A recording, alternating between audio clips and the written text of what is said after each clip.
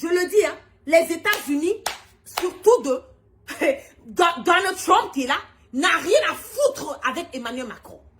Nous le savons hein, et fort que Emmanuel Macron n'est pas un des amis, un des alliés de Donald Trump. Donc il va chercher à faire quoi?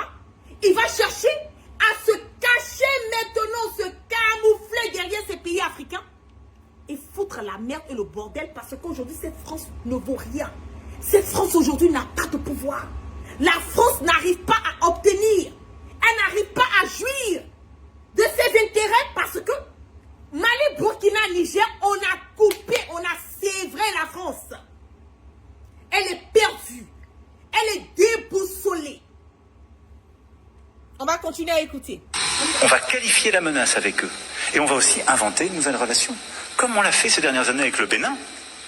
Relation inédite. Comme on va le faire avec le Nigeria, où on a commencé un dialogue stratégique qui n'existait pas jusqu'alors, ce qui était une aberration. Vous entendez? C'est grave. C'est très grave. Et qu'est-ce que Emmanuel Macron nous dit encore? Mais c'est que c'est un gars qui il est imbu de sa personne. Emmanuel Macron se prend pour les fesses, je ne sais de qui. Il pense que il est mieux sans les Africains. Il a une manière de parler avec une autorité vraiment très sale. Il a une manière comme s'il est supérieur. Et c'est ce qu'il ne supporte pas parce que les pays de l'AES ont démontré encore que Emmanuel Macron et sa France ne sont rien. Ils ne peuvent rien. Bien au contraire, celui qui détient le remote, celui qui détient la télécommande, en ce moment et à cet instant, ce sont les pays, nos dirigeants de l'AES. Ce sont eux qui détiennent la télécommande. Ce sont eux qui dirigent Emmanuel Macron. Parce que les biens et les ressources de ces pays de l'AES sont ceux dont la France a besoin pour vivre, pour survivre. Vous voyez que le cas est très très dangereux. On va écouter encore ce que Emmanuel Macron a à dire concernant les pays de l'AES. On écoute. Il y a une partie, c'était notre engagement contre le terrorisme depuis 2013. On avait raison. Je crois qu'on a oublié de nous dire merci. C'est pas grave, ça viendra avec le temps. L'ingratitude, je suis bien placé pour le savoir, c'est une maladie non transmissible à l'homme.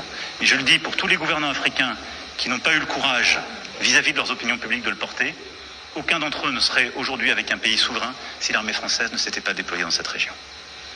Et j'ai une pensée émue pour nos soldats qui, parfois, ont donné leur vie et pendant des années se sont battus. Nous avons bien fait. On est parti parce qu'il y a eu des coups d'État. Parce qu'on était là à la demande d'États souverains qui avaient demandé à la France de venir. À partir du moment où il y a eu des coups d'État, où les gens ont dit « notre priorité, c'est plus la lutte contre le terrorisme, c'est ceci ou cela qu'importe », la France n'y avait plus sa place. Parce que nous ne sommes pas les supplétifs de putschistes. Donc on est parti.